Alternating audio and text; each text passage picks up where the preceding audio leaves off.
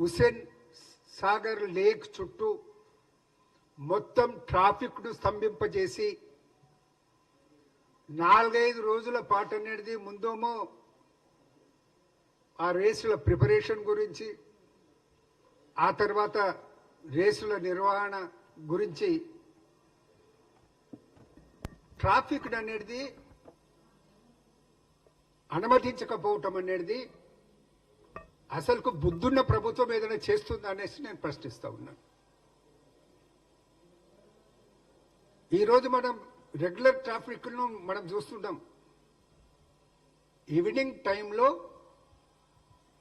ఎక్కడ పోయినా కానీ, ఏ వెహికల్ వెళ్ళినా కానీ అడుగు తీసి అడుగు వేసినట్టు అనేది ట్రాఫిక్ సమస్య ఉన్నది. ఇవన్నీ ప్రజల ఇబ్బందులను పట్టించుకోకుండా ఈ ఫార్ములా ఈ రేసులకు అనేసి గత ప్రభుత్వం ఒక అవివేకపూరితంగా అనేది నిర్ణయం తీసుకోవటం జరిగింది. ఆ సమయాల్లో 4-5 రోజుల పాటు ఆ రూట్లలో అనేది ట్రాఫిక్ అనేది డైవర్ట్ చేయటం, ట్రాఫిక్ అనేది నానా ఇబ్బందుల పాల్గొవటం, ప్రజలు కూడా ఆ ట్రాఫిక్ ఇబ్బందుల్లో చిక్కుకొనేసి వీళ్ళకి ఈ రేసులోనే కావాలా, మా ఇబ్బందులు వీళ్ళకు పట్టవా అనేసి కూడా చెప్పడం జరిగింది. ఒక్కొక్క వెహికల్ స్పీడ్ 280, 380 స్పీడ్తో వెళ్ళటం, అక్కడక్కడ టర్నింగ్ల దగ్గర అనేది 18 టన్స్ ఏమో ఉండే లాస్ట్ టైం. ఆ టర్నింగ్ల దగ్గర యాక్సిడెంట్స్ కూడా జరగడం జరిగింది. ఆ వెహికల్స్ కు డ్యామేజ్ కూడా కావటం జరిగింది. అనుమతులు ఇవ్వనందుకు అనేది కేటీఆర్ గారు ఆయన ప్రభుత్వాన్ని విమర్శిస్తూ ఆయన కామెంట్ చేయటం జరిగింది. ఈ రేసుల ద్వారానంట విదేశీ పెట్టుబడులను ఆకర్షించడం జరిగిందంట. ఆయన మాటల్లో ఎంతటి తెలివి తక్కువతనం ఉందో నాకు అర్థం కాలేదు. అది ఈ రేసుల ద్వారా పెట్టుబడులను ఆకర్షించటమా, ప్రజలను హింసించి పెట్టుబడులను ఆకర్షించటమా? ఈ రేసులు అనేది ఒక రావణ క్రీడ.